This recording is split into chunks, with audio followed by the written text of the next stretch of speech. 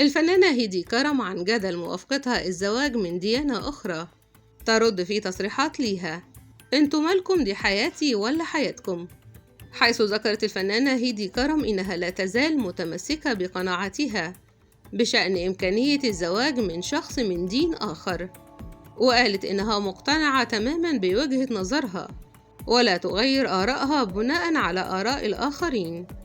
وأشارت هيدي كرم إنه ليس من حق أي شخص التدخل في هذه الأمور الشخصية، لافتة إلى أن القرارات المتعلقة بالزواج من شخص من دين آخر تتضمن جوانب معقدة لا يمكن للآخرين معرفتها.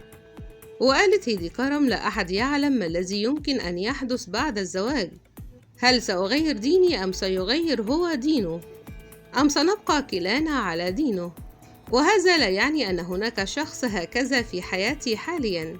وأشارت هيدي كرم إلى أنها نشأت في منزل متقبل لكل الديانات، وقالت: احنا بنعامل إنسان، مش بنعامل ولا سن ولا دين ولا لون ولا عرق.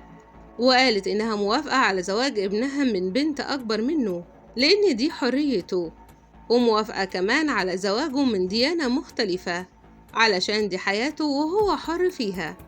وكانت كشفت هيدي كرم عن معاناتها النفسية التي مرت بها، وقالت إنها اضطرت للذهاب إلى طبيب نفسي وتناول أدوية نفسية قوية، وذلك لتجاوز هذه المواقف الصعبة.